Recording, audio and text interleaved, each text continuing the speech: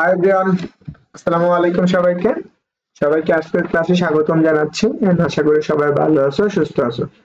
ঢাকা বিশ্ববিদ্যালয়ের ভর্তি প্রস্তুতি 2025 সেশনে, অর্থাৎ 24 এবং 25 সেশনের যে পরীক্ষার্থীরা আছো তাদের জন্য সবচেয়ে গুরুত্বপূর্ণ হচ্ছে তোমাদের কি ঢাকা বিশ্ববিদ্যালয়ের প্রশ্নের সমাধান করা। তো আমরা এই অনুসারে আমরা কি করতেছি, ডিওটিক্স এর একটা সিরিজ তৈরি করছি, যে সিরিজে আমরা কি ঢাকা বিশ্ববিদ্যালয়ের প্রশ্ন ব্যাংকে অধ্যায় ভিত্তিক প্রশ্ন সমাধান করে দেবো। যেমন আমরা কি নিউটনের বলবিদ্যা দেখছি, মহাকর্ষ বিকর্ষ, তারপর স্থির তড়িৎ চলতড়িৎ, এই চ্যাপ্টার গুলো আমরা দেখে ফেলছি। তারপরে হচ্ছে কি কাজ ক্ষমতা শক্তি, আমরা এই প্রশ্নগুলা প্রত্যেকটা চ্যাপ্টারে অধ্যায় ভিত্তিক ঢাকা বিশ্ববিদ্যালয়ে 2000 থেকে 2024 সালের প্রশ্নগুলো আমরা কি করে ফেলছি, সমাধান করে ফেলেছি। তো সেই অনুসারে আজকে আমরা কি করব, মহাকর্ষ এবং কি অভিকর্ষ চ্যাপ্টারে আমরা কি ঢাকা বিশ্ববিদ্যালয়ে অধ্যায় ভিত্তিক প্রশ্ন সমাধান করব, এবং এটা হচ্ছে কি আমাদের 2000 থেকে 2024 সাল পর্যন্ত। যারা এই পর্যন্ত ক্লাসের সিরিজগুলো দেখে আসছো তারা অবশ্যই জানো আমি প্রত্যেকটা ক্লাস কি করতেছি, হাতে ক্যালকুলেশন করে দিচ্ছি। যেহেতু আমার ফেস দেখা যাচ্ছে না, আমি ইনস্ট্রাক্টর হিসেবে সুজন আছি তোমাদের সাথে, পড়াশোনা করতেছি ট্রিপলি আর্টস ইলেকট্রিক্যাল এন্ড ইলেকট্রনিক ইঞ্জিনিয়ারিং ডিপার্টমেন্টে 3rd ইয়ারে। আমার এইচএসসি হচ্ছে কত, আমার এইচএসসি হলো হচ্ছে 20 ব্যাচ, বুঝছো? এইটুকু আপাতত মনে রাখবা। যারা হচ্ছে আমার পেজ থেকে ক্লাস করবা, ফেসবুক ইউটিউব চ্যানেল থেকে ক্লাসটা করতেছো, যে পেজে থেকে ক্লাসটা করে থাকো পেজকে ফলো করে দাও এবং বন্ধুদেরকে মেনশন করে জানিয়ে দিও। আর ইউটিউব চ্যানেল থেকে ক্লাসটা করে থাকলে অবশ্যই কি করবা, ক্লাসটাকে কি করে দেবা, ফলো হচ্ছে কি একটা লাইক একটা কমেন্ট করে দিবা। পাশাপাশি যদি আমার চ্যানেল সাবস্ক্রাইব করে না থাকো অবশ্যই সাবস্ক্রাইব করে দিবা। হ্যাঁ, আরেকটা কথা বলবো, তুমি প্রত্যেকটা প্রশ্ন দেখার সময় তুমি আনসার করে ফেলবে, পরে আমার আনসারের সাথে তুমি মিলানোর চেষ্টা করবে। তাহলে দেখবা তোমার পরীক্ষার হলে এই জিনিসগুলো খুব সুন্দর মনে থাকবে। এটা তোমার একরকম পরীক্ষা। তাহলে আমরা কি সুজন ফিজিক্স ম্যাথ কেয়ারের পক্ষ থেকে আমরা যেহেতু ঢাকা বিশ্ববিদ্যালয়ের প্রশ্নগুলো সমাধান করছি, ঢাকা বিশ্ববিদ্যালয়ে যেটুকু আসছে সেটুকু আমরা দেখবো জাস্ট। ওকে, দেখো আমরা প্রথম প্রশ্নটা, এটা আমাদের ঢাকা বিশ্ববিদ্যালয়ে আসছে। দেখো ঢাকা বিশ্ববিদ্যালয়ে 22 এবং 23 সেশনে আসা একটা প্রশ্ন। আমি প্রশ্নটা একটু পড়ি এবং তোমরা এটার সাথে একটু আনসার করতে থাকো, কেমন? এখানে আমাদের একটা বলা হয়েছে যে বলছে এম বড় একটি উপগ্রহের আর ব্যাসার্ধের একটি বৃত্তাকার কক্ষপথে এম বড় একটি গ্রহকে প্রদক্ষিণ করে। তাহলে এম বড় একটা গ্রহকে প্রদক্ষিণ করছে, একটি পূর্ণ ঘূর্ণনের প্রয়োজনীয় সময় নিচের কোনটি হতে পারে? তাহলে আমরা একটু চিন্তা করতে পারি, এইটা আমাদেরকে কেপলার সূত্র দেখে আসছো না? আমরা কি পড়ছি, কেপলার সূত্র পড়ছো? কেপলারের গ্রহের যে সূত্রগুলো আছে সেই 3টা কি সূত্র ছিল, তাই না? এই 3টা সূত্র থেকে আমাদের এটা হচ্ছে আমাদের কি 3 নাম্বার সূত্রটা অ্যাপ্লাই করব। ধরুন আমরা এটা একটা, এখানে হচ্ছে আমাদের একটা এম বড় একটা গ্রহ আছে, এই যে ক্যাপিটাল এম বড় একটা গ্রহ, এখান থেকে আর ব্যাসার্ধের কি করবে, একটা গ্রহ কি করতেছে, সেই করছে এইটাকে ঘূর্ণনশীল অবস্থা আছে, এখান থেকে একবার ঘুরতেছে, সময় নিল কত টি। এখান থেকে এই গ্রহটার ব্যাসার্ধ কত, ব্যাসার্ধ 4, বা আমরা অর্ধ পরাক্ষ। আমরা কি কেপলার তৃতীয় সূত্র আমাদের কি ছিল, আমরা কি পড়ছি, কেপলার তৃতীয় সূত্র আমাদের কি ছিল, তৃতীয় সূত্র। ওকে, দেখো আমরা কেপলারের তৃতীয় সূত্র থেকে আমরা কি জানি, এই যে একটা যে একবার ঘুরে আসতে যে সময়টা লাগবে তার বর্গ ওই যে ওই গ্রহ থেকে ওই গ্রহের ব্যাসার্ধ কি ঘনফলের সমানুপাতিক। তাহলে আমরা সেই ক্ষেত্রে কেপলার তৃতীয় সূত্র থেকে আমরা এটা লিখতে পারি না যে আমাদের কি আসতেছে, টি স্কয়ার প্রপোর্শনাল কত আর কিউব, তাহলে আমরা যেহেতু জাস্ট সময়টা বের করব, কি চাইছে, সময়টা নিচের কোনটির সমানুপাতিক। তাহলে আমরা টি ইকুয়াল টু, আমরা এখানে একটা ধ্রুবক হইতো আমরা একবার রুট করে দিলাম আর কিউব। দেখো আমরা আর কিউব মানে কি, রুটের মান আমরা কত দিই, হাফ। তাহলে এখানে আর into to the power root into কত, হাফ। তাহলে দেখো আমরা এই যে পাওয়ার উপর পাওয়ার থাকলে সেটা কি হয়ে যায়, গুণ হয়ে যায় না? তাহলে সেক্ষেত্রে আর ইনটু কত, 3/2। এটা আমাদের পর্যায়কাল আসছে। তাহলে আমরা দেখো একটা গ্রহটার পর্যায়কাল কত, টি ইকুয়াল টু কত, আর ইনটু 3/2। তাহলে দেখো এই প্রশ্নটা একদম সহজ ছিল না ঢাকা বিশ্ববিদ্যালয়ে আসা।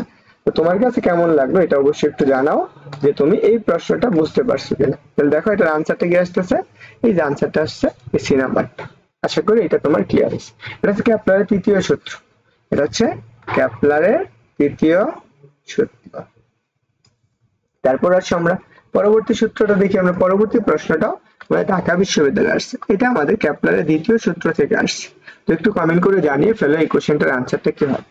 এই প্রশ্নটা ঢাকা বিশ্ববিদ্যালয়ে 18 এবং 19 সেশন কি বলছে, গ্রহের গতির ক্ষেত্রে একটি নক্ষত্র থেকে গ্রহের সংযোগকারী সরলরেখা সমান সময় সমান ক্ষেত্রফল অতিক্রম করে, এই নীতির সরাসরি ফলাফল কোনটি? এই যে নীতিটা সরাসরি ফলাফল কোনটি, দেখো আমরা এটা একটা গ্রহ চিন্তা করতে পারো, এটা আছে আমাদের, এখানে আমাদের একটা গ্রহ আছে, এই যে দেখে একটা গ্রহ আছে, এখানে আরেকটা গ্রহ আছে, এই গ্রহটা কি করবে, একটা নির্দিষ্ট ব্যাসার্ধ নিয়ে কি করবে, একে আবর্তন করবে না? এই যে আবর্তন করলে ধরো এই যে আর ব্যাসার্ধ আছে, সে কি করবে, এই গ্রহটাকে সমান সময়ে সমান ক্ষেত্রফল অতিক্রম করবে, এইখান দিয়েও সমান ক্ষেত্রফল, এটা সেম ভাবে এইভাবে আরেকটু সময় নিল, সমান সময়, যদি এখানে কি সময় নেয়, তো এই এক ক্ষেত্রফল যা এ বিন্দুতে, এখানে এ বিন্দু ও বিন্দু হতে পি বিন্দুতে, সেম ভাবে পি থেকে কিউ বিন্দুতে একদম টি সময় সে কি করবে, এক ক্ষেত্রফল যাবে। তাহলে এই যে ক্ষেত্রফল গুলো যাচ্ছে, তখন এই কি গ্রহটার ভর থাকবে, এই যে কৌণিক বরাবর একটা কি করতেছে, কৌণিক ভরবেগ কি করে সংরক্ষণ একটা নীতি মানতেছে। তাহলে একটু মনে রাখবা, কেপলারের দ্বিতীয় সূত্রে, কেপলারের দ্বিতীয় সূত্র থেকে সমান সময়ে সমান ক্ষেত্রফল অতিক্রম করবে, এটা কোনটার নীতি মেনে চলে, ভরবেগের সংরক্ষণশীলতা নীতি, কৌণিক ভরবেগের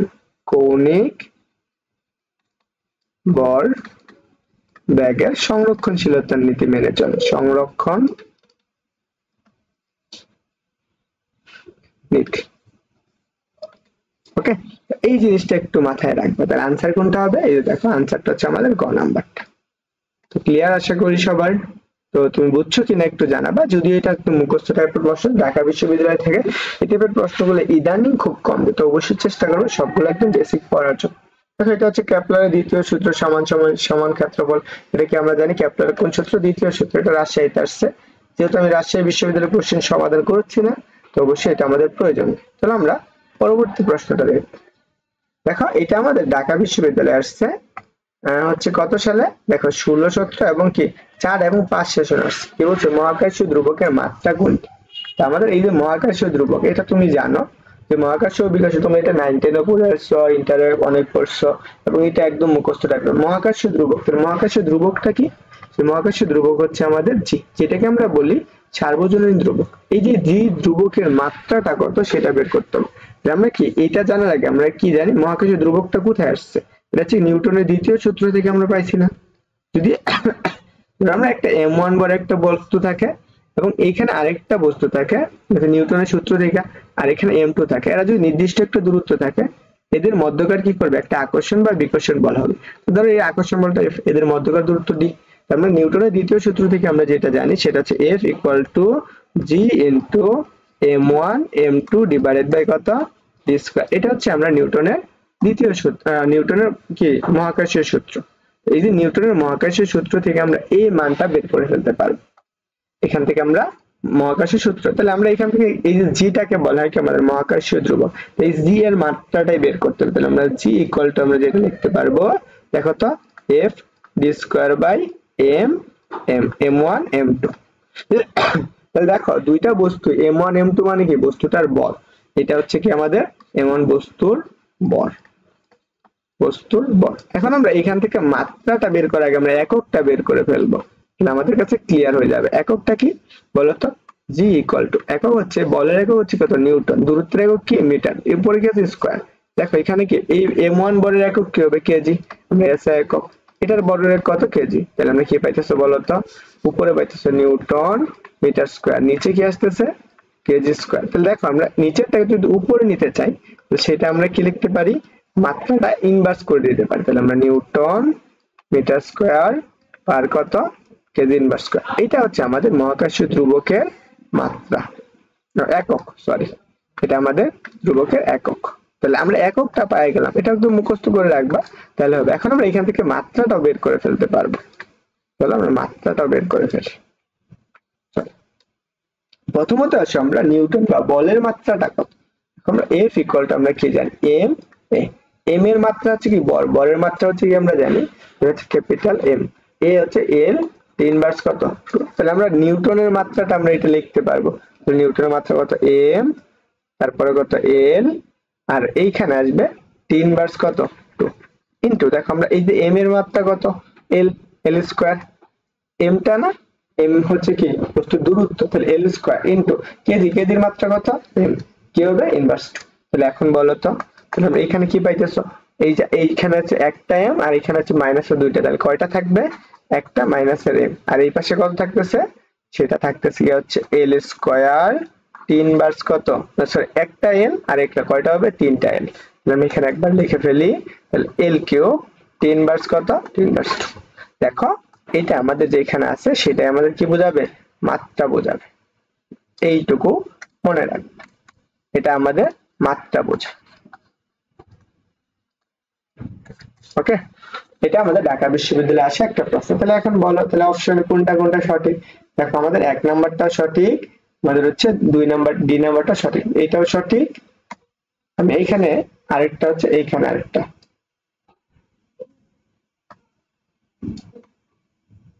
দেখো এটাও সঠিক। ক্লিয়ার? তো আশা করি সবাই বুঝছো। তুমি বুঝছো কিনা অবশ্যই কমেন্ট করে জানাবে, আমি তোমাকে একদম বেসিক সহকারে পড়াই দিলাম। এই প্রশ্নটাও ঢাকা বিশ্ববিদ্যালয়ে আসছে, দেখো। তো তুমি একটু কমেন্ট করে জানিয়ে ফেলো এই প্রশ্নটা তুমি জানো কিনা। এটা হচ্ছে কি নিউটনের মহাকর্ষীয় সূত্র থেকে এই প্রশ্নটা এসেছিল। তো অবশ্যই তোমার জানা উচিত এই প্রশ্নটা কোথায় আছে, ঢাকা বিশ্ববিদ্যালয়ে 15 এবং 16 সেশন আসছে। এখন দেখো এই প্রশ্নটা এখানে কি বলছে, দুটি কণার মধ্যকার মহাকাশ বলের মান কেমন পরিবর্তন হবে। ধর আমরা দুইটা কণা বলছে, ধরো এটা একটা কণা হতে পারে, এখানে আরেকটা কণা আছে। ধর আমরা এই কণাটার বল হচ্ছে কত, m1, এই কণাটার বল কত, m2। এরা কি করতেছে, একটা নির্দিষ্ট দূরত্ব আছে।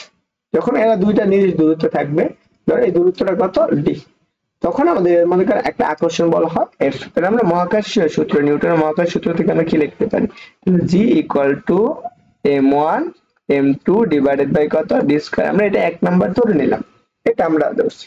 তাহলে বলের মান কেমন পরিবর্তন হবে, তার মানে এখানে বলের মানের পরিবর্তন বলছে, তাহলে এই জায়গায় একটু ডিফারেন্ট হয়ে যাবে। তাহলে আমরা বলের মানটা বের করতে হবে।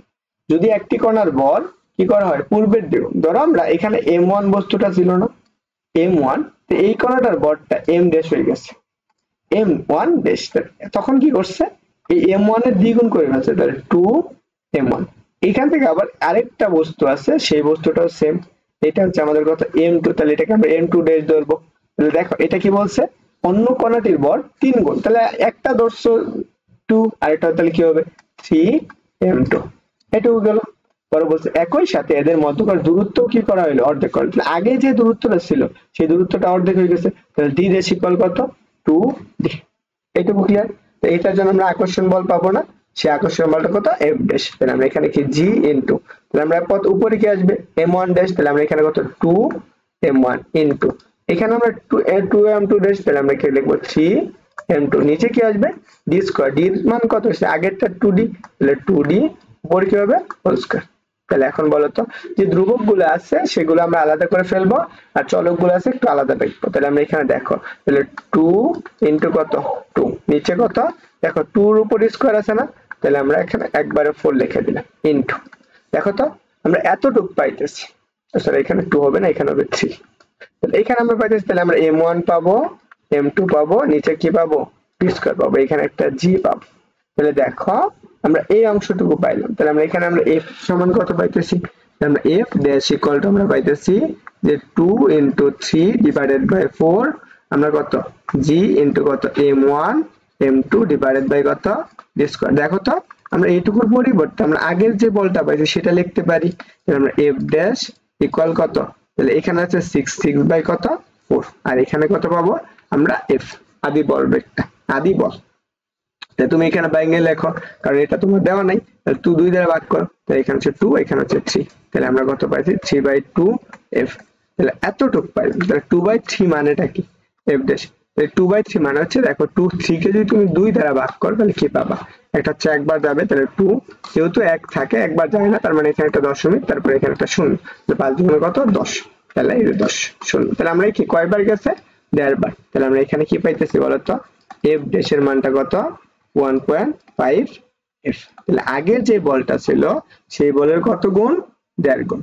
তাহলে পূর্বের বলের 1.5 গুণ। তাহলে এটা হচ্ছে আমাদের आंसर। এই প্রশ্নটা আসছে, দেখো এটা আমাদের একদম গ নাম্বার প্রশ্ন আসছে ঢাকা বিশ্ববিদ্যালয়। তো এইটুকু তোমার ক্লিয়ার হয়েছে কিনা একটু জানিয়ে ফেলো। এন্ড তুমি তোমার বন্ধুদেরকে ক্লাসে মেনশন করছো না, আমি জানি তুমি মেনশন করে দিবা, কারণ তুমি একটা ভালো ছেলে। তো চলো, এটুকু তুমি আরেকভাবে করতে পারতা, এটা আমরা একদম সম্পর্কের সাথে নিয়ে করতে পারতাম। কিভাবে দেখো, আমরা এফ প্রফেশনাল আমরা কি পড়ছি বলতো, আমরা এখানে সম্পর্কের সাথে যদি আমি নেই, তাহলে F proportional m1 m2 divided by কত t স্কয়ার। তাহলে আমরা কি এখন ধরো f ড্যাশ আগে যেটা ছিল সেটা কি দ্বিগুণ হয়ে যাবে, তাহলে এখানে আমরা কত 2 ইনটু এখানে আমরা কত পাবো 3, যেতগুলা গুণ করছে উপরগুলো উপর নিচেগুলো নিচে, নিচে কি হবে 2d স্কয়ার, আর স্কয়ার মানে কত 4। এখন আমাদের এই পাশে এটার সাথে কি করব, আদি যে বলটা আছে সেটার গুণ করে দেব, তাহলে এখানে পেয়ে যাব। তাহলে এখানে f ইকুয়াল টু আমাদের কত 6/4 ইনটু f, তাহলে এটাকে ভাগ করলে আমরা পাবো 1.5 f। তা এইটুকু আমাদের आंसर হইতো। এটা হচ্ছে আমাদের পরবর্তী যে বলটা মানে দৈর্ঘ্য এবং বল পরিবর্তন করার ফলে সেই বলটুকু আমরা পেয়ে গেল। এইটুকু আমাদের आंसर। একটু বাংলায় লেখা দিবে তোমাদেরকে যাতে পেয়ে পড়।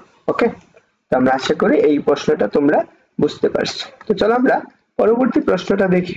এই প্রশ্নটা একটু মুখস্থ টাইপের প্রশ্ন। এটা আমাদের ঢাকা বিশ্ববিদ্যালয়ে আসছে। দেখো 16 এবং 17 সেশন আসছে, 16 এবং 17 সেশন আসছে। দেখো আমরা কি বলছে, আচ্ছা মহাশূন্যে দুটি ইলেকট্রন মধ্যকার কুলম্ব বল Fe, তার মানে কুলম্ব বল কখন হয়, দুটো চার্জ থাকলে হয় কি বিন্দু চার্জ, একটা মহাকর্ষীয় বল সেটা হচ্ছে কত Fg, এদের অনুপাতটা কত। দেখো আমরা মহাকর্ষীয় বলের থেকে মহাকর্ষীয় বল হতে তড়িৎ চুম্বকীয় বল, তড়িৎ চুম্বকীয় বল কত গুণ বেশি শক্তিশালী, 10 টু দি পাওয়ার 42 গুণ বেশি শক্তিশালী, গুণ বেশি। ওকে, তাহলে আমরা এতটুকু পাইতেছি। তাহলে দেখো আমরা এই দুইটা এত গুণ যদি বেশি হয় তাহলে এইটা যেখানে থাকবে সেটাই आंसर হবে। দেখো আমরা এইরকম মানটা আছে কোথায়, জাস্ট সি নাম্বার অপশনে দেওয়া আছে। এটা একদম মুখস্থ টাইপের পড়া, কারণ কি আমরা জানি মহাকর্ষীয় বল তড়িৎচুম্বক বল থেকে কি বেশি না, কতটুকু বেশি, এটা 10 টু দি পাওয়ার 42 গুণ বেশি শক্তিশালী। এইটুকুই আমাদের বের করতে হবে। তাহলে অনুপাত মানে কি দুইটার অনুপাত এত, আশা করি তুমি বুঝছো। এটা আসো দেখো আমরা কি বলছে, এখানে আমাদের একটা প্রশ্ন চিন্তা করতে হবে যে আমাদের কাছে আর দুটি ক্ষুদ্র কণার মধ্যকার, ধরো আমরা এখানে একটা আর একটা আছে, এখানে একটা কণা, এখানে আরেকটা কণা আছে, এই দুইটাই কি আছে ক্ষুদ্র কণা, এটা আর দূরত্ব, এটা আর দূরত্ব, এরা কি করতেছে পরস্পরকে কি করতেছে এফ বলে আকর্ষণ করতেছে।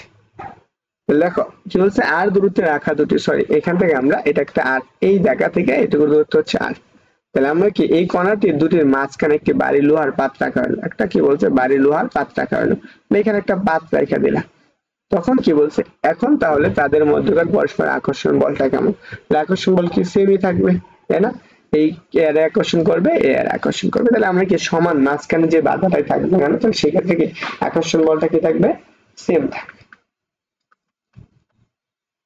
আকর্ষণ বল সমান। কারো কোনো প্রশ্ন থাকলে অবশ্যই কমেন্ট করে জানাবা যে এইটা আমি ভাইয়া বুঝিনি।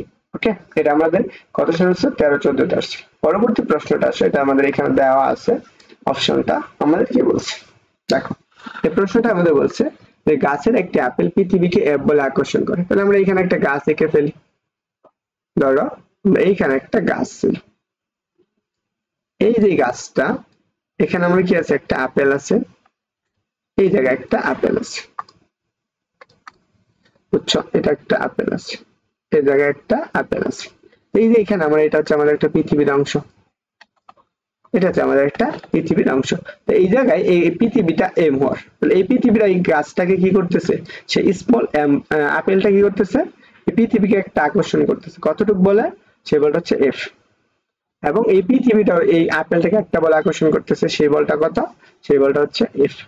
এখন বলা হয়েছে না কোনটি সত্য, তাহলে এটা ঢাকা বিশ্ববিদ্যালয় আছে কত 2-3, জাহাঙ্গীরনগর আছে কত 14-15 এবং বেগম রোকেয়ার আছে কত 12, তাহলে এটা দেখো তাহলে আমরা এইখানে যখন গ্রাস দুইটা কি সমান আছে, একটা আরেকটা পরস্পর আকর্ষণ স্থির অবস্থান আছে, তখন আমরা কি পাবো নিউটনের তৃতীয় সূত্র থেকে আমরা বল পরস্পর কি একটা আকর্ষণ বল সমান এবং বিপরীতমুখী না, দেখো দুইটাই যেহেতু এফ, তাহলে আমরা এখানে কত স্মল এফ হবে, এটা যখন গাছটা কি থাকে স্থির থাকে, তাহলে আপেল গাছে থাকে, আপেল গাছে থাকলে, এখন ধরো আপেলটা কি নিচে পড়ে যাবে, আপেলটা কখন নিচে পড়বে, যখন আমরা পৃথিবী ওই আপেলটাকে যে বলে আকর্ষণ সেই বলের মানটা বড়, তাহলে দেখো আমরা F is greater than small F, তাহলে কি হচ্ছে আপেল কি করবে নিচে পড়ে যাবে। আর কেন পড়বে সেটা আমি বলে দিচ্ছি, আপেল নিচে পড়ে যাবে, নিচে পড়ে যাবে, এইটুকু আমরা মনে রাখলে হবে। তাহলে এখন বলো তো এখানে প্রশ্নটার আনসারটা কি হবে? এই প্রশ্নটার আনসার হচ্ছে সি নাম্বারটা। ক্লিয়ার? আশা করি সবার কি হয়েছে, ক্লিয়ার হয়েছে। তো চলো আমরা পরবর্তী প্রশ্নটা দেখি। আমরা এই প্রশ্নটা ঢাকা বিশ্ববিদ্যালয়ে আসছে, কি বলছে দেখো, পৃথিবীর ব্যাসার্ধ হচ্ছে কত 4000 মাইল হলে আনুমানিক কত উচ্চতায় মধ্যাকর্ষ বল পৃথিবীর পৃষ্ঠের মধ্যাকর্ষ বলের 1% হবে। ধরে নাও আমাদের পৃথিবীতে যে বলটা আছে সেই বলটা হচ্ছে আমাদের কত, সেই বলটা হচ্ছে আমাদের কত এফ, তাই না? এফ। এখন আমাদের একটা উচ্চতা, তখন আমাদের এই পৃথিবীর বলটা এম, যেটা ধ্রুবক, এইগুলাই আমাদের কি আছে ধ্রুবক আছে। এটুকু মনে রাখো, পৃথিবীর ব্যাসার্ধ আনুমানিক কত উচ্চতা মধ্যাকর্ষ বল পৃথিবীর পৃষ্ঠের মধ্যাকর্ষ বলে কত 1% হবে, এতটুকু আমরা বুঝলাম। দুইটা বস্তুর ভর দুইটাই সমান থাকবে। এখন ধর আমরা এফ ড্যাশটা, তাহলে সেই কি হয়ে যাবে এই পৃথিবীর মধ্যাকর্ষ, তাহলে আমরা পৃথিবীর মধ্যাকর্ষ পৃষ্ঠের মধ্যাকর্ষ বল কত এফ, তাহলে এর কত পার্সেন্ট 1%, তাহলে 1/100। এইটুকু আশা করি ক্লিয়ার হয়েছে, এটুকু বুঝছো তাই না? এখানে আমার বর তো দুইটা সমান থাকবে, একটা এম আর একটা স্মল এম, তাহলে এখানে আমরা কি স্মল এম পাবো, আর এটা হচ্ছে জিটা হচ্ছে ধ্রুবক। এই ক্ষেত্রে আমরা ডিটা হচ্ছে কত, হচ্ছে 4000, কত 4000 মাইল, এত। এই ক্ষেত্রে আমরা ডির মানটা কত সেটা আমাদের বের করতে হবে। তাহলে আমরা একটু চিন্তা করো, আমরা F equal F dash equal আমরা কি জানি GM divided by R square না, GM divided by R square, sorry GM কত G into m1 m2 divided by কত আর স্কয়ার, আর এর মান কত 4000, 400, এর উপর কি হবে একটা স্কয়ার, নিচে কি আমরা সেটাই বের করব, তাই না? তাহলে এখানে দেখো, তাহলে আমরা এই বলটা কত পাইতেছি, তাহলে নিচেরটা আমরা সেম ভাবে জি into m1 m2 divided by কত আমরা যে জানি না, তাহলে এটা আমরা আর ডেজ ধরে দিতে পারি স্কয়ার।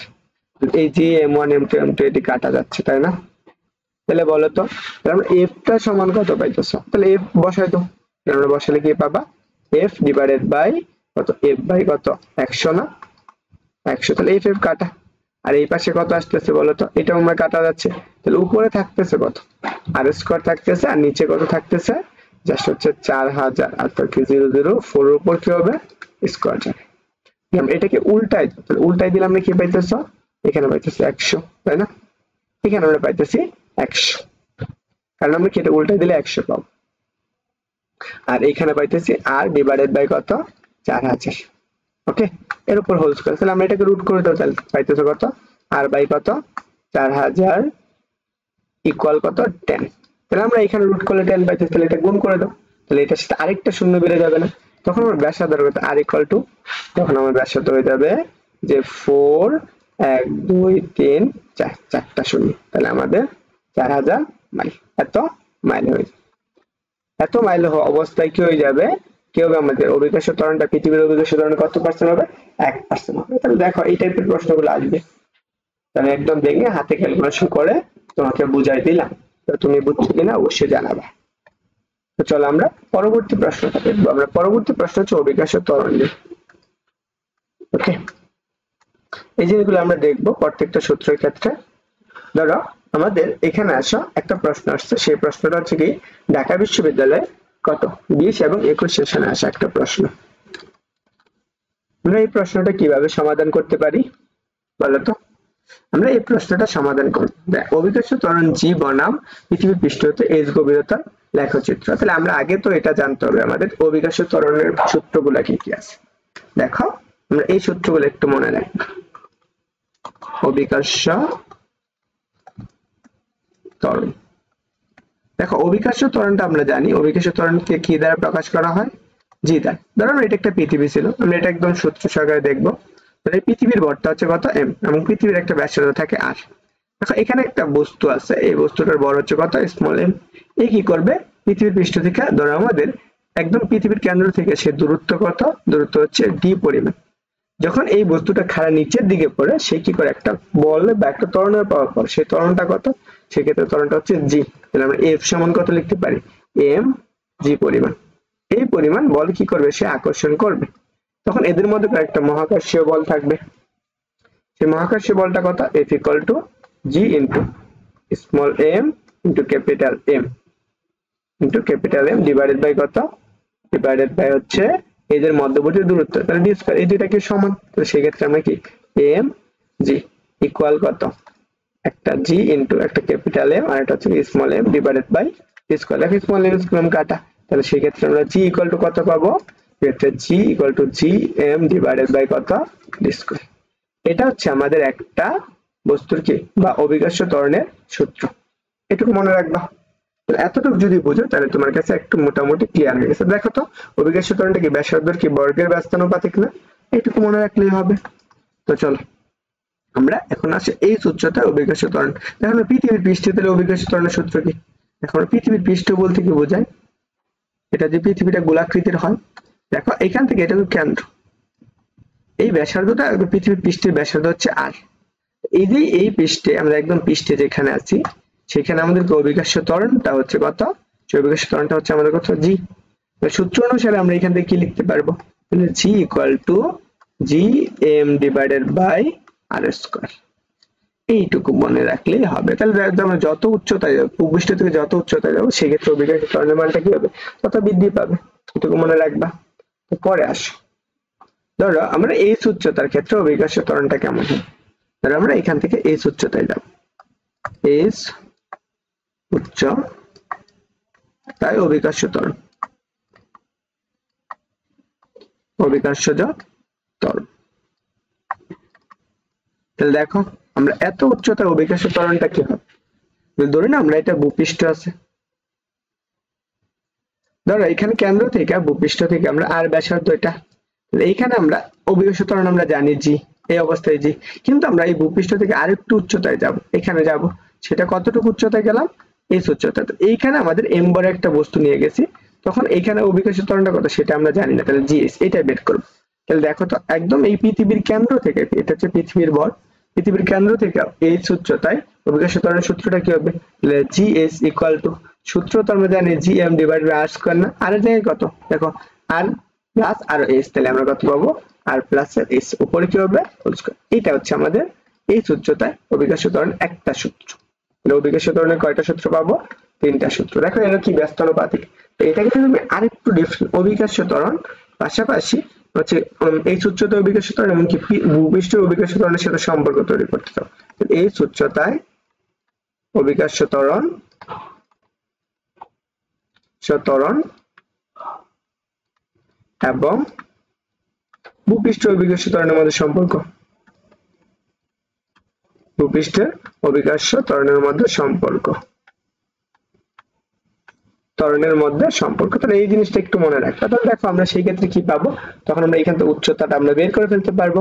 তাহলে আমরা G equal to G S equal to আমরা যেটা পাবো যে G M divided by R square into এখানে আমরা কত লিখবো আর স্কয়ার ডিভাইডেড বাই কত R plus S whole square. কারণ কি আমরা এই দুইটা সমান বের করলাম, কারণ অভিকর্ষ ত্বরণের সূত্র আনবো, তাহলে জি এস ইকুয়াল টু আমরা কত পাবো জি ইন্টু আর প্লাস কত R plus S whole square, একবার লিখে দিই। এই সূত্রটা আমাদের অভিকর্ষ এই সূত্রটা অভিকর্ষ ত্বরণের সূত্র। তাহলে আমরা কয়টা সূত্র পেলাম, এই যে দুইটা সূত্র অবশ্যই মনে রাখবা, আরেকটা সূত্র আছে, তো এটাকে তুমি আরেকটু মডিফাই করলে যে সূত্রটা পাবা সেই সূত্রটা হচ্ছে যে গুণ করার ক্ষেত্রে আসবে, যে এত গুণ এত উচ্চতায় গেলে এত গুণ অভিকর্ষ ত্বরণ, সেই ক্ষেত্রে আমরা পাবো এটা।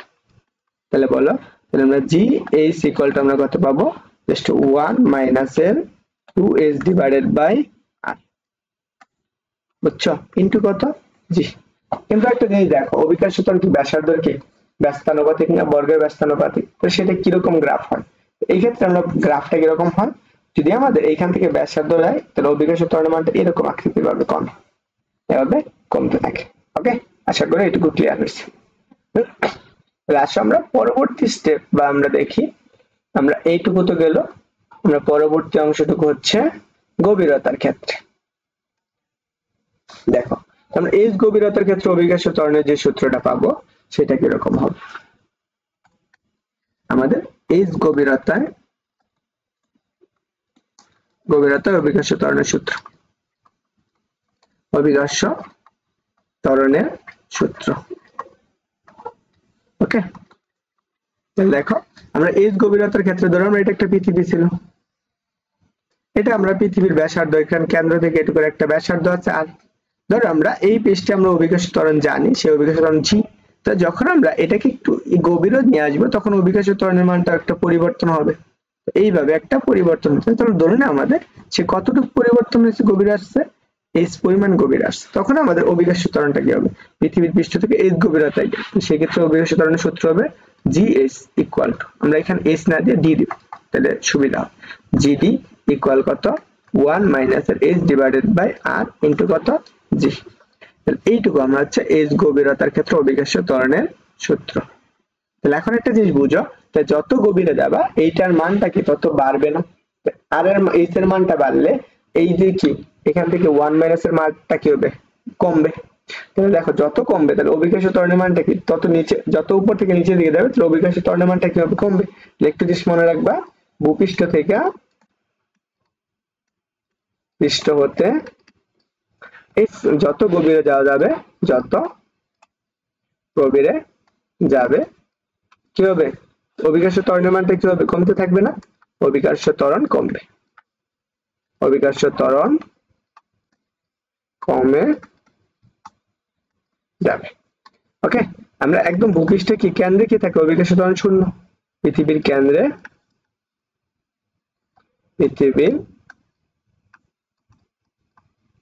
কেন্দ্রে অভিকর্ষ ত্বরণ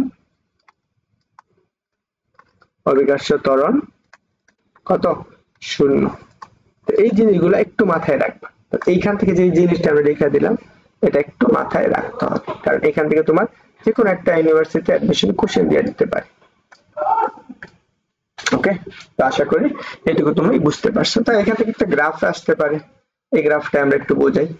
ধরো যদি কখনো যে একটা বললো যে ভূপৃষ্ঠ থেকে আসতেছে, তাহলে আমরা এইচ গভীরতার ক্ষেত্রে অভিকর্ষ ত্বরণ সূত্র কি পড়লাম, 1 minus 2h h divided by r, h divided by r, তাই না? এটা হচ্ছে গভীরতার ক্ষেত্রে কিন্তু জি। তো দেখো যত আমরা ভূপৃষ্ঠ থেকে যত গভীরে যাবে তো অভিকর্ষ ত্বরণের মানটা কমবে না বাড়বে, অবশ্যই।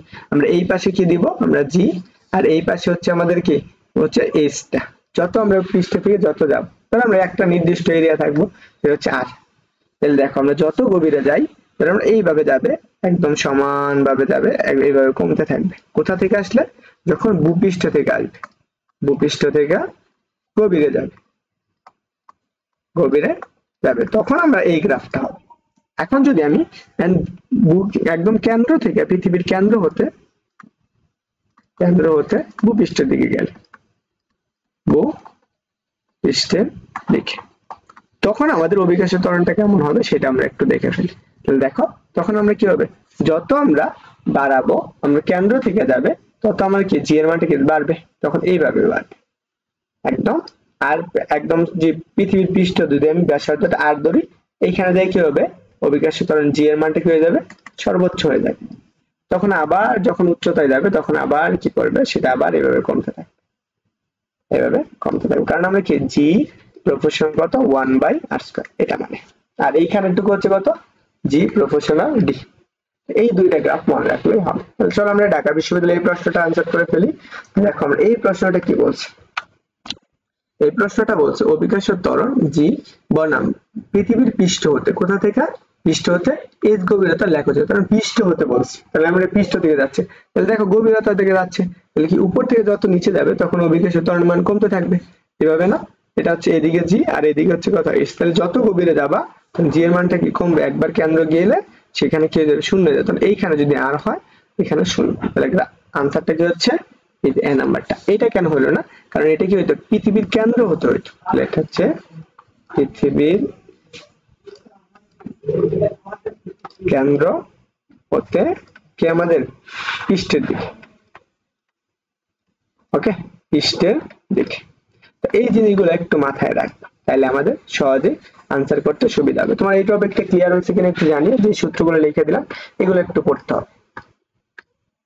এখন আসলে আমরা এই প্রশ্নটা বলছি, যে বলছে আমাদের এই প্রশ্ন ঢাকা বিশ্ববিদ্যালয় আসছে কত 10-11 সালে। বলছে পৃথিবীর পৃষ্ঠ হতে কত উচ্চতায় অভিকার্য ত্বরণের মান পৃথিবীর পৃষ্ঠের অভিকার্য ত্বরণের শতকরা 1 ভাগ হবে।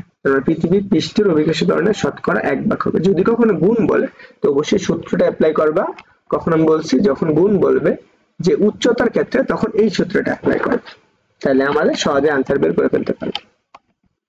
দেখ আমাদের কি বলছে পৃথিবীর অভিকার্য ত্বরণটা আমরা ধরে নিলাম আমাদের জি, তাহলে আমরা এইখানে হচ্ছে জি, আর এই যে এইচ গভীরতা বা উচ্চতায় গেলে সেই উচ্চতার অভিকার্য ত্বরণটাকে পৃথিবীর উচ্চতার কত শতকরা 1 ভাগ না, 1 ভাগ মানে কত 1/100 জি, এইটুকু বললে হবে। আমাদের কত উচ্চতায় বলছে দেখো এইচ এর মানটা কত সেটা বের করতে হবে। আমরা কি পড়ছি জি ড্যাশ ইকুয়াল টু আমরা পড়ে আসছি 1 - 2h divided by R into কত ইনটু হচ্ছে আমাদের জি। তাহলে এই জি ড্যাশের মানটা কত 1/100 ইনটু জি ইকুয়াল কত 1 - 2h divided by R into কত জি। তাহলে এই জি জি কেটে ফেলো, তাই না? যেহেতু আমরা এইচ এর মানটা বের করব, আমরা এইটাকে এই পাশে রাখো, একটাকে ওই পাশে নিয়ে আনো, তাহলে আমরা কি এটাকে ওই পাশে নিলে মাইনাস হয়ে যাবে, আর এই পাশে 2h বাই r ইকুয়াল কত 1 - 1 বাই কত 100। এটুকু বুঝছো? আশা করি এটুকু তোমার ক্লিয়ার হয়েছে। তাহলে বলো তো তুমি এতটুকু যদি পাও তাহলে এখন তুমি কি করতে পারবা, এখান থেকে যেহেতু h এর মানটা বের করবা তাহলে 2h ইকুয়াল টু আমরা এখানে একটু চিন্তা করো তো, যদি 100 লসাগু করো তাহলে কত পাবা হচ্ছে 99 পাবা না, উপরে এইটুকু 99 পাইতেছো আর এই পাশে পাইতেছো r এর মান, আর এখান থেকে আমরা এখন h এর মানটা বের করব। তো h equal to 99 divided by কত 200 ইনটু কত r। আমরা জানি পৃথিবীর ব্যাসার্ধ কত 64 আর ইকুয়াল টু কত 64 এত কিলোমিটার। তাহলে আমরা এটাকে মিটারে নিয়ে নিবা, তাহলে 6400 ইনটু কত 10 টু দি পাওয়ার 3। তাহলে এইখানে আমরা যদি একটু কাজ করে ফেলি বলো তো, তাহলে আমরা h equal to 99 divided by 200 into কত 6400 ইনটু 10 টু দি পাওয়ার 3। তাহলে এখানে একটা শূন্য কাইটা দাও, এই যে দুইটা শূন্য কাটো, এটাকে তুমি ভাগ করো, 64 কে ভাগ করলে তুমি 32 পাবা, তাই না? তাহলে h এর মানটা আমরা পাইতেছি কি হচ্ছে 99 ইনটু কত 32 ইনটু 10 টু দি পাওয়ার 3। এই যে দুইটাকে তুমি যদি গুণ করো, এই দুইটাকে তুমি গুণ করলে যে মানটা পাবা, আসো আমরা এটা একটু দেখে ফেলি। 99 ইনটু 32 দেখো তো 9 দুগুণ 18, 9 দুগুণ 18 এর কত 19, এক করে কাটো, 3 নং কত 27, 3 নং 27 আর 29, তাহলে 29। তাহলে দেখো 8, আর এই পাশে কত আসতেছে, এই পাশে আসতেছে কি হচ্ছে 6। তাহলে আমরা 10 11 এর 1 আর এখানে কত 3, তাহলে আমরা এখানে পাইতেছি কি হচ্ছে, আমরা টোটাল মান পাইতেছি কি হচ্ছে, আচ্ছা তুমি এটুকু হাতে ক্যালকুলেশন করলো, হ্যাঁ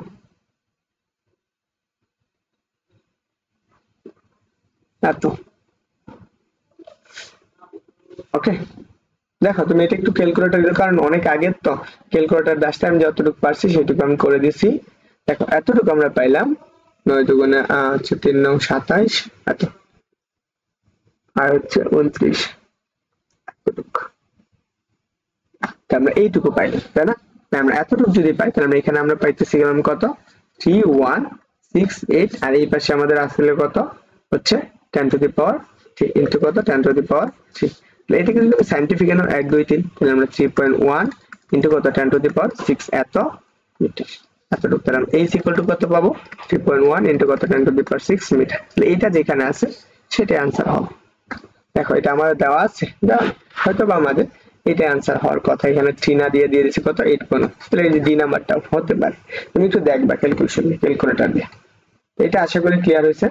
এই প্রশ্নটা আমাদের কোথায় আসছে, এই প্রশ্নটা হচ্ছে আমাদের কি ঢাকা বিশ্ববিদ্যালয়ে আসছে, সেটা আমাদের এইবার মেডিকেলে আসছে, কিন্তু এই প্রশ্নটা 24-25 সেশনে, যেহেতু ঢাকা বিশ্ববিদ্যালয় দিয়েছে 5-6, খুলনাতে 11-12তে, এই প্রশ্নটা আগেই আসছে।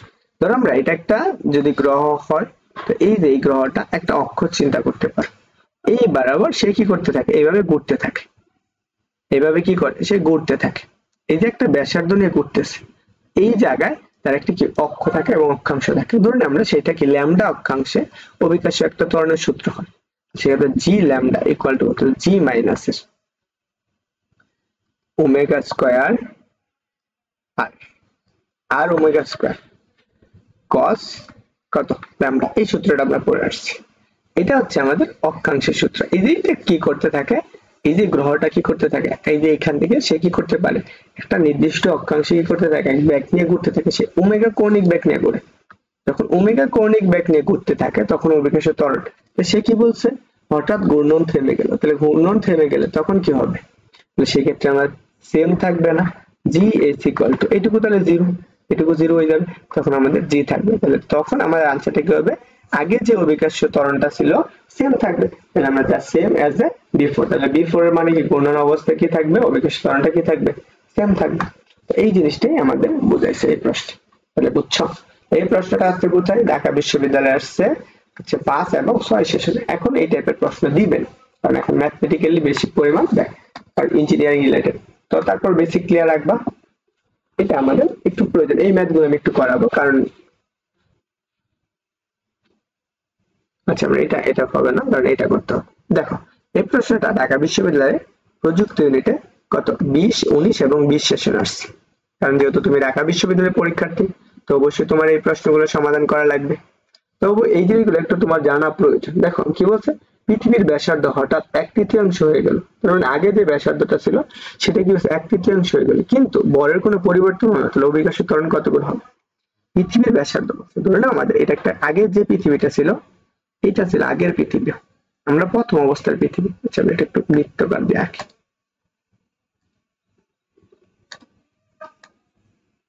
এই যে এই জায়গায় কি আছে, আগের পৃথিবী ছিল, এখান থেকে এই পৃথিবীর একটা কি ছিল, ব্যাসার্ধ ছিল।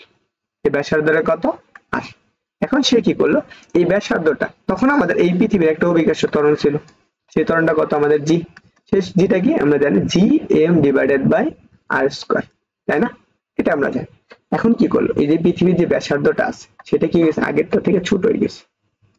দেখো আমরা আগে যে ব্যাসার্ধটা ছিল সেই ব্যাসার্ধ থেকে কি গেছে, আগে এখান থেকে কেন্দ্র থেকে এই ব্যাসার্ধ ছিল, আর এখন কি গেছে, এই ব্যাসার্ধটা কি পৃথিবীর ব্যাসার্ধের 1/3 হয়ে গেছে, তার মানে কি r/3 হয়ে গেছে। তখন অভিকর্ষীয় ত্বরণের সূত্রটা কি, দেখো তো আমরা সেক্ষেত্রে আমরা অভিকর্ষীয় ত্বরণ জি ড্যাশ, তাই না, আমরা এটার উপরে কি আমরা বর তো সেমই থাকবে, জি এম ডিভাইডেড বাই আর এর মান কত, r/3, উপরে কি হবে স্কয়ার। বুঝছো, তাহলে দেখো আমরা এখানে জি ড্যাশ সমান আমরা কি লিখতে পারি, এখানে লিখতে পারি আমরা G M divided by R square by 9। এটাকে উল্টাই দাও, তাহলে আমরা এখানে কি পাবো, তাহলে আমরা এখানে জি ড্যাশ ইকুয়াল টু আমরা পাইতেছো 9 into G M divided by কত আর স্কয়ার।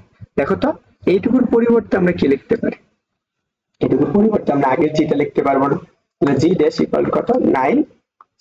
তাহলে বলো তো আগেরটার কত গুণ হইতেছে, আগের যে অভিকর্ষীয় ত্বরণটা আছে এর কত গুণ, 9 গুণ না, এইটা হবে आंसर। आंसर কোনটা হচ্ছে এই যে ডি নাম্বারটা। ক্লিয়ার সবার, আশা করি সবাই বুঝতে পারছো। দেখো আমি এক কথাগুলো আস্তে আস্তে বলতেছি এবং একদম বুঝাই বুঝাই করে দিচ্ছি। এটা আমাদের জিএসটি টার্স, এই টাইপের প্রশ্নগুলো আসে। আমি যেহেতু জিএসটি প্রশ্ন সমাধান করতেছি না, ঢাকা বিশ্ববিদ্যালয়ের প্রশ্নগুলো সমাধান করতেছি, যেগুলো তোমাদের বিগত ইয়ারে আসছে সেগুলো আমি সমাধান করে দিচ্ছি।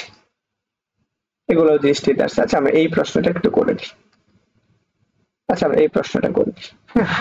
দেখো এটা আমরা একটু প্রশ্নটা একটু সহজ এবং কি এই টাইপের প্রশ্নগুলো জিএসটিতে আসবে।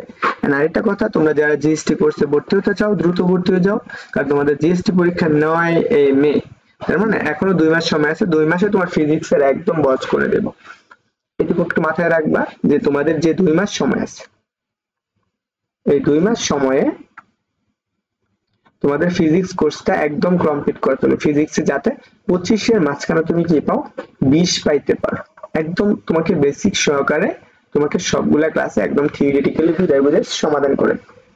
তো চলো প্রত্যেকটা কোশ্চেন সলভ করব। এখন দেখো তাহলে এ এবং বি গ্রহদ্বয়ের বর যথাক্রমে একটা বলছে m আর একটা বলছে 2m এবং ব্যাসার্ধ যথাক্রমে r এবং 2r হলে তাদের অভিকর্ষীয় ত্বরণের অনুপাত কত। দুইটা গ্রহ আছে, আমরা সেই ক্ষেত্রে প্রথম গ্রহটা যদি আমি এ গ্রহটা চিন্তা করি, এই এ গ্রহটার একটা বর থাকবে, সেই বর m, এবং এই গ্রহটার একটা ব্যাসার্ধ আছে, সেই ব্যাসার্ধটা হচ্ছে কত r। আরেকটা গ্রহ হচ্ছে কত b, এই গ্রহটার বর কত জাস্ট 2m, এর ব্যাসার্ধটা কত সেটা হচ্ছে 2r। তো এখানে আমাদের অভিকর্ষীয় ত্বরণ, তাহলে অভিকর্ষীয় ত্বরণের সূত্রটা কি পড়ছে বলো তো, g = G M divided by R square না। তুমি যে সূত্রগুলো মনে রাখতে পারো এবং ম্যাথমেটিক্যাল হিসাব কিভাবে আসে সেটা তুমি অনায়াসে করতে পারো, বুঝছো? তাহলে দেখো আমরা এই জিনিসটা আসতেছে। এখন বলো এটার জন্য আমরা কি সূত্র কি G equal to G M divided by R square, এটা এক নাম্বারটা।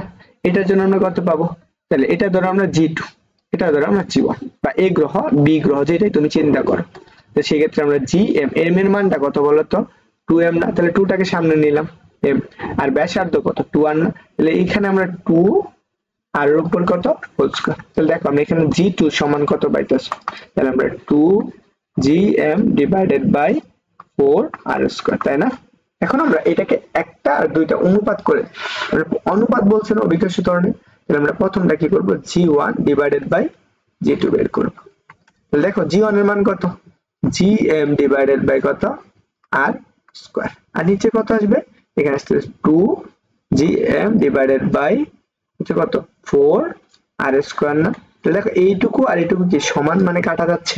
তাহলে আমরা এইটুকু কত পাইতেছি বলো তো, এখানে পাইতেছি আমরা g1 ডিভাইডেড বাই কত g2, এখানে আমরা পাইতেছি এটা যদি কাটাকাটি করো তাহলে এখানে পাবো কত 2, তাই না? হাফ পাইতেছে। তাহলে এটাকে যদি উল্টাই দাও তাহলে 2 বাই কত পাবো 1 পাবো। এর অনুপাতটা কত আসতেছে বলো তো, তাহলে আমরা এখানে লিখতে পারবো g1 ড্যাশ ইস টু কত g2 ইকুয়াল কত, ইকুয়াল আমরা কত 2:1। তো এটা হচ্ছে আমাদের আনসার। তো দেখো একই একদম ইজি টাইপের প্রশ্নগুলো আসছে, এই টাইপের প্রশ্নগুলো তোমাদের আসবে। তাহলে আনসার কোনটা হবে যে 2:1, তাহলে আমাদের সি নাম্বারটা। বুঝছো? বলো ক্লিয়ার হয়েছে কিনা? আশা করি তোমার এই প্রশ্নটাও ক্লিয়ার হয়ে গেছে। এই টাইপের প্রশ্নগুলো আসতে দেখো এই প্রশ্নটা আমি একটু করে দিচ্ছি যেহেতু জাহাঙ্গীরনগর বিশ্ববিদ্যালয় আসছে, তো আমি এই টাইপের প্রশ্নগুলো একটু বেশি পরিমাণ আসবে। দেখবা 2 গুণ 3 গুণ 4 গুণ, তুমি যে কোনো প্রশ্ন বা যে কোনো কোশ্চেন ব্যাংক অ্যানালাইসিস করো না কেন তখন তুমি এই প্রশ্নগুলো পাবে। বলছে পৃথিবীর ব্যাসার্ধ r, কি বলছে পৃথিবীর ব্যাসার্ধ হচ্ছে r, তাহলে ভূপৃষ্ঠতে কত উচ্চতায় গেলে জি এর মান এত হবে। তাহলে আমি বলছিলাম যখন অনুপাত বলে দিব বা গুণ বলবে তখন কোন সূত্রটা অ্যাপ্লাই করবে, সেক্ষেত্রে সূত্রটা হচ্ছে G equal to 1 minus 2 h divided by r into কত জি। এখন আমরা কি বের করতে হবে, h এর মানটা বের করতে। তাহলে একটা বলে দিয়েছে, তো সেই ক্ষেত্রে জি এর মান কত যে জি বাই 4 ইকুয়াল কত 1 মাইনাস কত 2h ডিভাইডেড বাই কত r, তাই না? ইনটু জি, এটা কিন্তু 1/4 পৃথিবীর পৃষ্ঠ রেখা 1/4। তাহলে এই উভয় পাশের জিটির যে বাদ, কারণ এখানে কি পাইতেছো বলো তো 1/4 ইকুয়াল কত 1 মাইনাস 2h ডিভাইডেড বাই কত r। বের করবো কার মান, h এর মান। তাহলে আমরা এটাকে এই পাশে নিয়ে আসে সমান চিহ্ন এই পাশে, 2h বাই কত আর এটা প্লাস হয়ে গেল, এটা মাইনাস এই পাশে গেলে কি প্লাস হয়ে যাবে না 1 মাইনাস 1/4।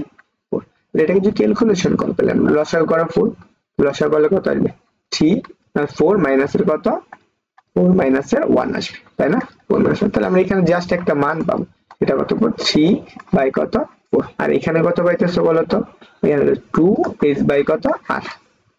এতটুকু যদি পাও তাহলে তুমি কি বের করবে, আর এর মান বের করবে না, তুমি h এর মানটা বের করবে। তাহলে 2h ইকুয়াল টু কত পাইতেছো 2h ইকুয়াল টু, আমরা এটাকে যদি তুমি গুণ করো দেখো তাহলে তুমি এখানে গুণ করলে, তো তুমি এখান থেকে গুণ করলে যে মানটা পাবা সেই মানটা হচ্ছে কত বলো তো, এখানে 3 আর ডিভাইডেড বাই কত 4, 4 দুগুণ কত 8, এত পাইতেছো। এইটুকু হচ্ছে আমাদের আনসার।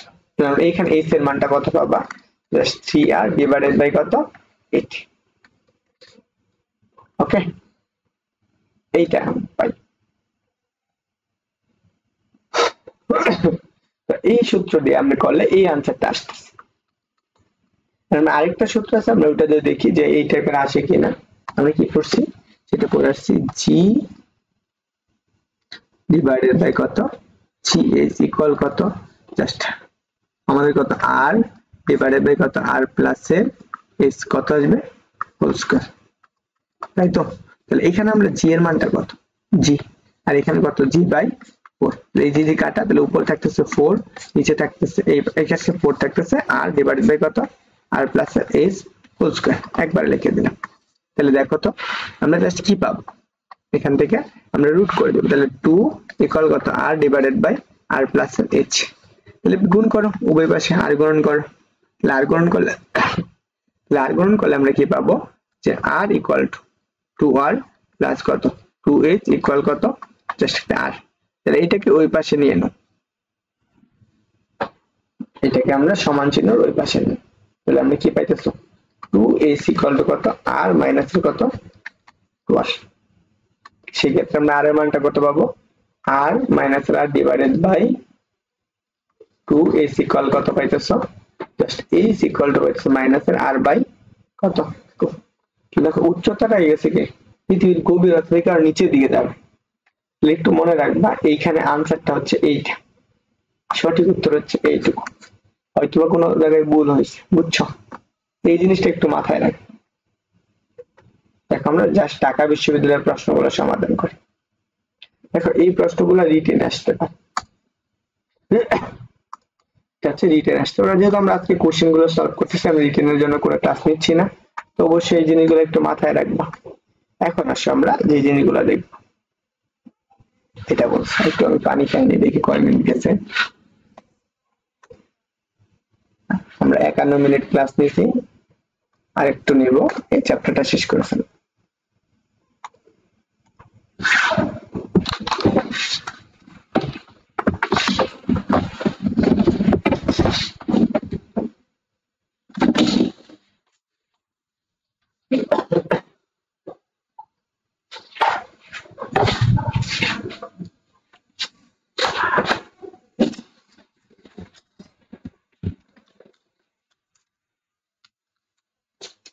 দেখো আমরা এই প্রশ্নটাতে কি বলছে, সর্বনিম্ন কত বেগে ভূপৃষ্ঠ হতে m বলে একটা বস্তুকে নিক্ষেপ করলে, একটা বস্তুকে উপরের দিকে নিক্ষেপ করলে সে আর কখনোই ফিরে আসবে না। তার মানে একটা বস্তু যদি কখনো ফিরে না আসে সেটা কি করতে হবে, মুক্তি বেগে নিক্ষেপ করতে হবে, মুক্তি বেগে। আমরা এই মুক্তি বেগের সূত্রটা আমরা কি, মুক্তি বেগকে প্রকাশ করা কি দ্বারা, বি দ্বারা, স্কেপ ভেলোসিটি, বুঝছো? এটা আমরা বের করতে হবে। আমরা আসো এই জিনিসটা একটু আগে এই পাশ থেকে করে আসি। দেখো একটা বস্তু আছে, এইখানে আমরা m বড় একটা পৃথিবী ধরে নিলাম, এটা একটা m বড় একটা পৃথিবী। তাহলে এটা হচ্ছে আমরা একটু পৃথিবীটা কি হয়ে গেছে, আমরা এই পাশ থেকে গোল আকৃতি, এটা হচ্ছে m বড় একটা পৃথিবী। দেখো এই m বড় একটা পৃথিবীর এইখান থেকে একটা বস্তুকে তুমি কি করবা, নিক্ষেপ করবা। এখান থেকে নিক্ষেপ করতে গেলে তার সর্বোচ্চ শক্তি দিয়ে নিক্ষেপ করতে হবে। এই বরাবর তুমি সর্বোচ্চ শক্তি দিয়ে কি করলা, এই বস্তুটাকে নিক্ষেপ করলা।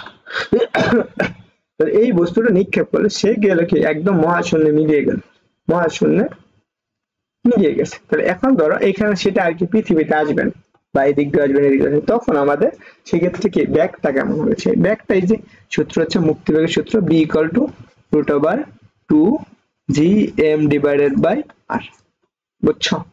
এইটার সাথে আমরা এটুকু পাবো। তাহলে আমরা এখানে পৃথিবীর ব্যাসার্ধ যদি r হয়, পৃথিবীর ব্যাসার্ধ r, তাহলে বলতো মুক্তিবেগ কার উপর ডিপেন্ড করতেছে, মুক্তিবেগ ডিপেন্ড করতেছে এই যে পৃথিবীর ভর বা যে গ্রহ থেকে নিক্ষেপ করবে সেই গ্রহটার ভর এবং কি ওই গ্রহটার ব্যাসার্ধের উপর, তাই না?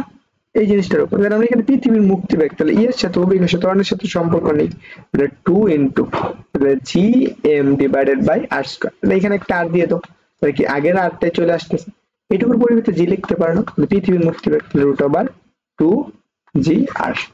ওকে, তো এইটা হচ্ছে আমাদের পৃথিবীর মুক্তিবেগের সূত্র।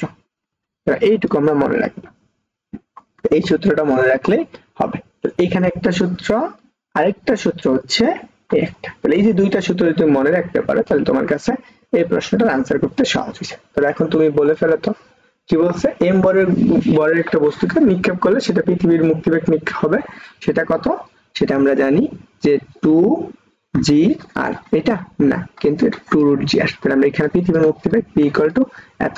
আমরা আরেকটা জিনিস বের করে ফেলতে পারি, পৃথিবীর মুক্তিবেগটা কত। আমরা পৃথিবীর মুক্তিবেগ হচ্ছে b ইকুয়াল টু 11.2 কিলোমিটার পার কত পার সেকেন্ড, এত কিলোমিটার পার সেকেন্ড। প্রতি সেকেন্ডে কি করবে, এত কিলোমিটার পার সেকেন্ডে তাকে নিক্ষেপ করতে হবে, সেটা আর কি পৃথিবীতে ফিরে আসবে না। তো চলো আমরা এই আরেকটা প্রশ্ন দেখো, কি বলছে, পৃথিবীর সাপেক্ষে মুক্তিবেগ হচ্ছে বিই। এখন দেখো পৃথিবীর সাপেক্ষে মুক্তিবেগ হচ্ছে বিই এবং চাঁদের সাপেক্ষে মুক্তিবেগ হচ্ছে কত, বিএম হলে নিচের কোন সম্পর্কটি সঠিক?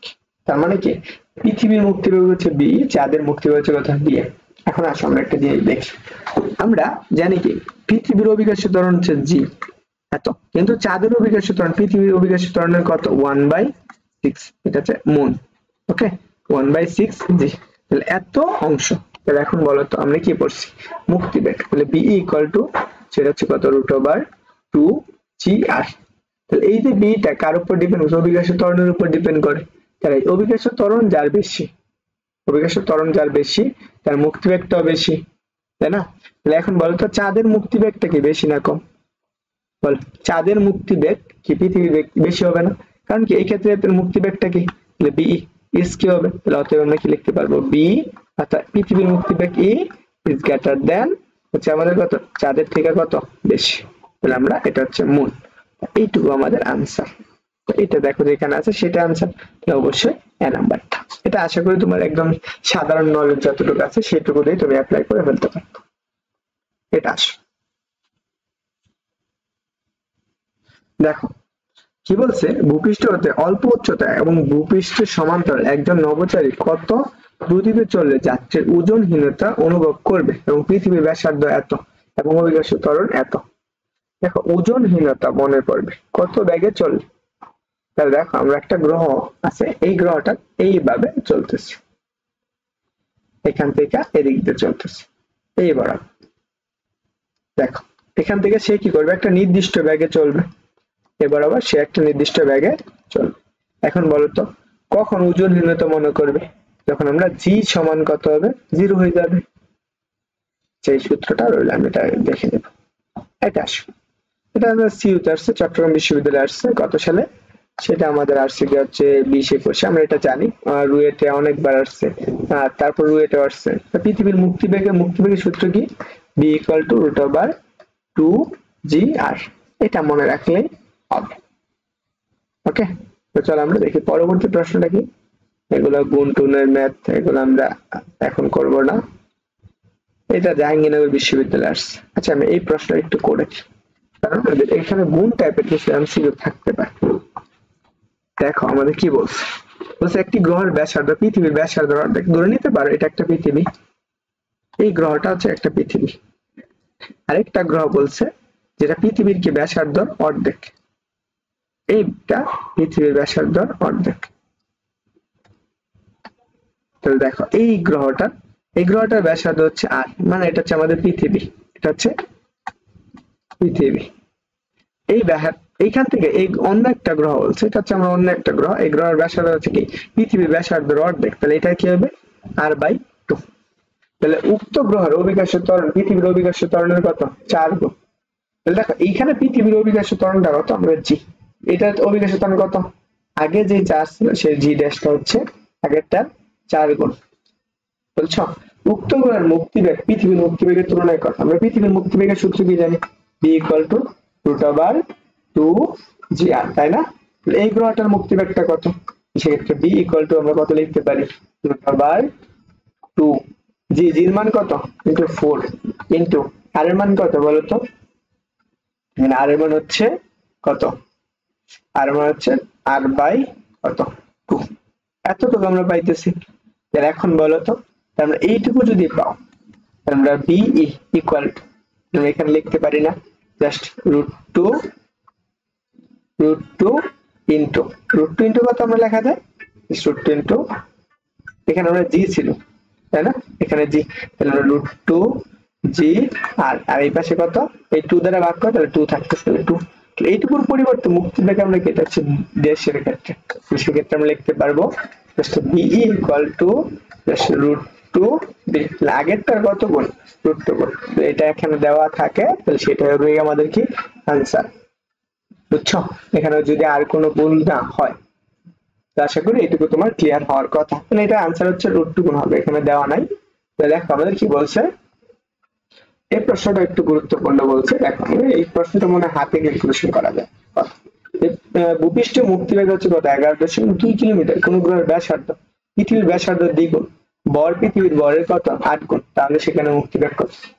আমরা সেই সূত্রটা আমরা কি জানি, পৃথিবীর মুক্তিবেগের সূত্র আমরা জি ইকুয়াল টু আমরা gm divided by R square, sorry gm divided by কত r, root over 2gm divided by r, এটা জানি। এইখানে আমাদের অন্য একটা গ্রহ বলছে, গ্রহের ব্যাসার্ধ পৃথিবীর ব্যাসার্ধের কত দ্বিগুণ, তাহলে আমরা এই যারা এটা হচ্ছে বিই মুক্তি বেগ, তাহলে V E equal to root over আমরা কি পৃথিবীর ব্যাসার্ধের কত দ্বিগুণ, তাহলে আমরা এইটুকু রাখলাম 2 জি, বড়টা কত বলছে দেখো পৃথিবীর উপরে 8 গুণ, তাহলে 8 m, আর নিচে কত দ্বিগুণ মানে কত 2 r, তাই তো।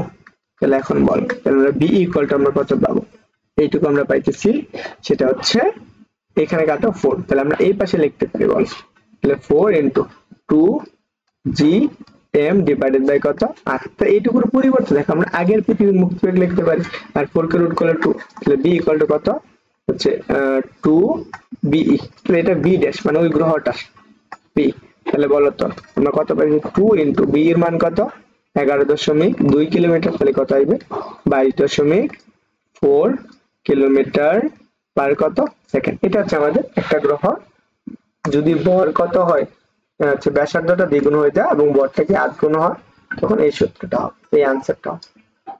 ক্লিয়ার? আশা করি ক্লিয়ার হয়েছে। এটা আনসার কোনটা? গ নাম্বার। দেখো এটা রাজশাহী বিশ্ববিদ্যালয়। এখন আমরা আসো এটা কৃত্রিম উপগ্রহের ব্যাগটা নিয়ে একটু আলোচনা করে আসি। ধরো কৃত্রিম উপগ্রহ ব্যাগ, আমরা কৃত্রিম উপগ্রহ তো আমরা জানি, তাহলে কৃত্রিম উপগ্রহের ব্যাগ, উপগ্রহের রৈখিক ব্যাগ, রৈখিক ব্যাগ এইটা একটু মুখস্থ করে রাখ। তারপর ধরো আমরা এই সূত্রগুলো একটু মনে রাখবো। ধরো আমরা এখানে একটা কি কৃত্রিম উপগ্রহ রাখবো, ধরো আমরা এখানে একটা গ্রহ আছে, এটা একটা গ্রহ, আমি কি বললাম আরেকটা গ্রহ নিলাম, সেটা হচ্ছে কত একটু বড় টাইপের, দেখো আমরা এটাকে একটু উপরে নেব, দেখো এইটা একটা গ্রহ, দেখো আমরা এটা হচ্ছে একটা পৃথিবী বা আমরা একটা ধরে নিতে পারি আমরা এটা পৃথিবী, এই পৃথিবীর ব্যাসার্ধ হচ্ছে r, তো এই ব্যাসার্ধ থেকে আমরা একটা r উচ্চতায় আমরা একটা গ্রহ স্থাপন করব, সে কি করবে নির্দিষ্ট একটা কক্ষপথে থাকবে, সে কি করবে একটা ব্যাগ নিয়ে এই কক্ষপথে কি করবে ঘূর্ণনশীল থাকবে, এই কক্ষপথে যখন ঘূর্ণনশীল আছে সেই ব্যাগটা হচ্ছে কত বি বা রৈখিক ব্যাগ। তো সেই ক্ষেত্রে আমরা রৈখিক ব্যাগের যে সূত্রটা আমরা জানি এই গ্রহটা ঘোরার জন্য, সেই সূত্র হচ্ছে V equal to root over G M divided by কত আর প্লাস এর এইচ, আর প্লাস এর এইচ, এটা হচ্ছে আমাদের কি রৈখিক ব্যাগের সম্পর্ক, কৃত্রিম উপগ্রহ রৈখিক ব্যাগ। তো এটা হচ্ছে কৃত্রিম উপগ্রহের গ্রহের রৈখিক ব্যাগ, রৈখিক ব্যাগ এটুকু বুঝছো? তো আশা করি এটুকু তোমার বোঝা উচিত। এখন আসো আমরা এখানে আসো, এখান থেকে সঠিক উত্তর কোনটা, root over 2gm divided by r, তাহলে নাম্বারটা সঠিক তো গেল।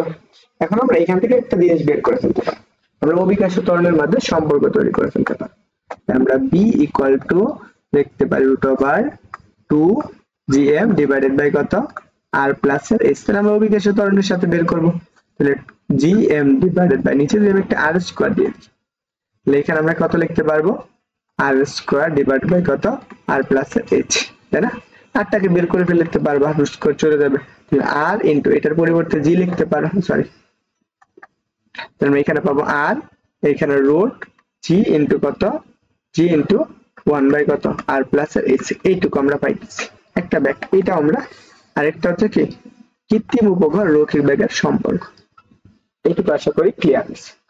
এখন আমাদের পরবর্তী প্রশ্নটা দেখি।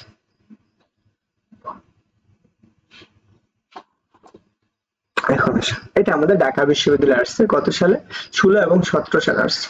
কি বলছে দেখো, বলছে একটা কৃত্রিম উপগ্রহ এত কিলোমিটার ব্যাসার্ধ বিশিষ্ট একটা বৃত্তাকার কক্ষপথে পৃথিবীকে প্রদক্ষিণ করছে, উপগ্রহটির পর্যায়কাল বলে দিয়েছে কত, সেটা বলছে 2 ঘন্টা, তাহলে কেন্দ্রমুখী ত্বরণের মান কত, একটা পর্যায়কাল বলে দিছে এবং গ্রহটার ব্যাসার্ধ বলে দিছে। একটু জিনিস চিন্তা করো, এটা হচ্ছে একটা গ্রহ, ধরো আমরা সেম ভাবে আরেকটা গ্রহ নিলাম, এইটা হচ্ছে আরেকটা গ্রহ, দেখো এই যে গ্রহটা এইটা আমাদের হচ্ছে পৃথিবী। এখন ধরো এইখান থেকে এই কৃত্রিম উপগ্রহটার কত এত কিলোমিটার ব্যাসার্ধ বিশিষ্ট, এখান থেকে এতটুকু ব্যাসার্ধ নিচ্ছে, এতটুকু। সে কি করতেছে, এখানে কি করতেছে, ঘুরতেছে। কতটুকু, একবার প্রদক্ষিণ করতে সময় নিচ্ছে কত টি। দেখো এটা রোকে একটা ব্যাগ আছে, তো সেটা তুমি বের করতে পারো। দেখো এই ব্যাগটা পর্যায়কালটা আমাদের বলে দিয়েছে, তাই আমাদের কেন্দ্রমুখী ত্বরণটা কত বলতো? কেন্দ্রমুখী ত্বরণের সূত্র কি পড়ছে? বি স্কয়ার বাই আর না?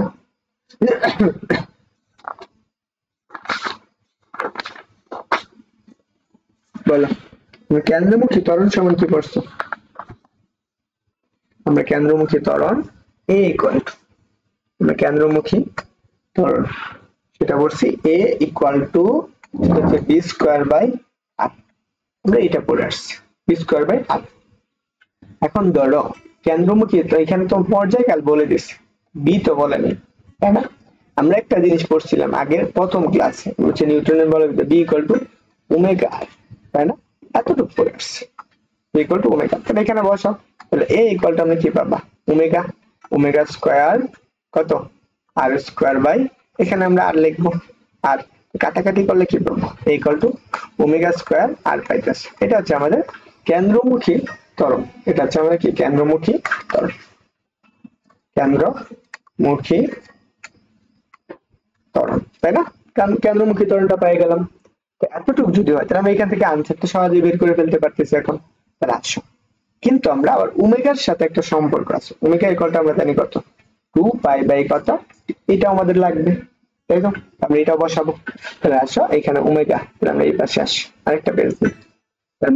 কেন্দ্রমুখী ত্বরণ এ ইকুয়াল টু, দেখো এ ইকুয়াল টু আমরা কত করছি, ওমেগা স্কয়ার আর, তাহলে এ ইকুয়াল টু আমরা আর ইকুয়াল টু আমরা 2 পাই বাই কত টি, উপরে কি হবে স্কয়ার ইনটু কত আর।